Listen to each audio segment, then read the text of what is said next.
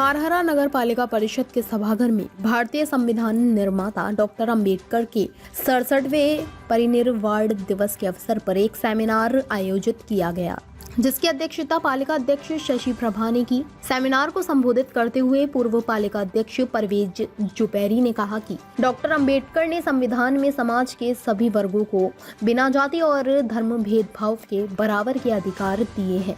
अधिशासी अधिकारी संजय कुमार गौतम ने कहा, हमें संविधान के दिए हुए नियमों का पालन करना चाहिए। उन्होंने जनता से सरकार द्वारा चलाई जाने वाली योजनाओं का लाभ उठाए जाने का आह्वान किया।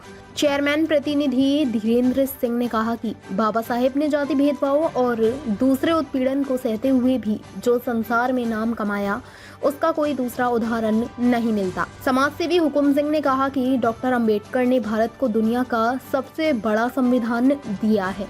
अंत में अध्यक्ष शशि प्रभा ने बाबा साहेब की श्रद्धांजलि अर्पित करते हुए सेमिनार में भाग लेने वालों का शुक्रिया अदा किया। इस अवसर पर मदन बाबू, टीटू गुप्ता, गौरव बाबा, सोमेंद्र बाबू, समिल्ला आदि सभासदगण, चंद्रपाल, दयाराम, मनोहर लाल आदि कर्मचारी और नगर के गणमान्य लोग उपस्थित थे। एटा मारहरा से तिलकेंद्र मिश्रा की रिपोर्ट।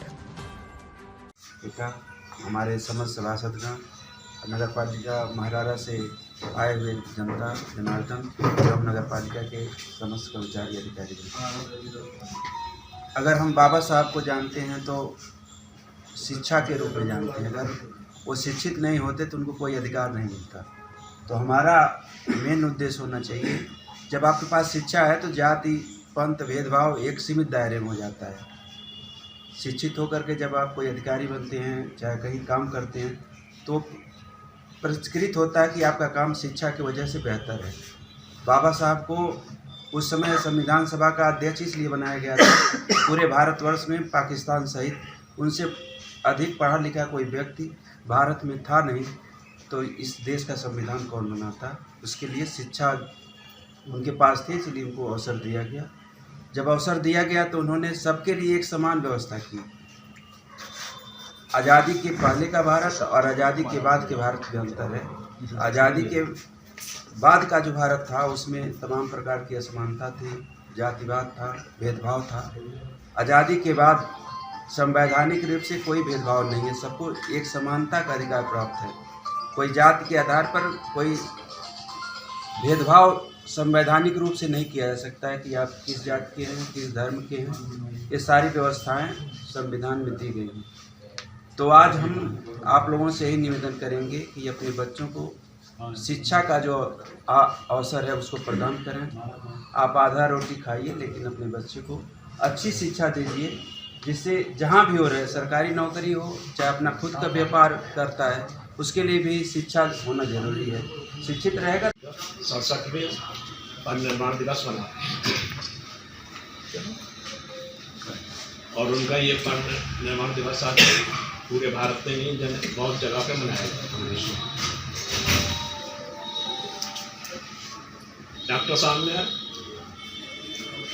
हमारे देश का जो संविधान बनाया वो दुनिया का सबसे बड़ा संविधान।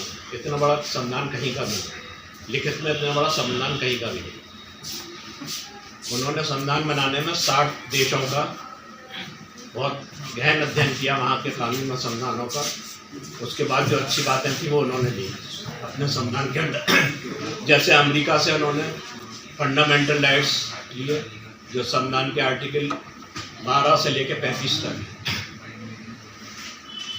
और ऑस्ट्रेलिया से लिया राज्य और केंद्र के संबंध जो होते हैं उनके बारे में लिया।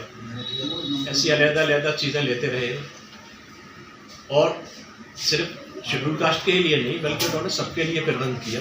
संविधान के अंदर हर वर्ग के लिए प्रबंध किया। आज सबको उनका ऋणी होना चाहिए। अल्पसंख्यकों के लिए कॉन्स्टिट्यूशन के अंदर आर्टिकल 29 और 30 के अंदर उन्होंने प्रोविज़न रखा, उनके लिए विशेष अधिकार का भी प्रोविज़न उसमें किया। बहरहाल सबके लिए, चाहे अल्पसंख्यक हों, दलित हों, शोषित हों, पिछड़े हों, सबके लिए उन्होंने बाबा साहब ने संविधान के अंदर व्यवस्था की। बाबा साहब जैसा आदमी सदियों में पैदा होता है। सबसे बड़ी बात ये होती है कि बड़े उसके बड़े राजा महाराजाओं के अंदर घर में पैदा होकर आदमी बड़ा बन जाना इतनी बड़ी बात नहीं होती। छोटी जगह से अगर आदमी बड़ा बनता है वो बहुत बड़ी बात है। तो बाबा साहब ने जो हमारे देश के लिए जो संविधान दिया है उसके लिए सभी लोग हमेशा ऋणी रहेंगे। वो ताज़ा खबरों से जुड़े रहने के लिए हमारे चैनल को सब्सक्राइब करें और बेल आइकन को दबाना ना भूलें ताकि हर खबर की नोटिफिकेशन आपको मिलती रहे।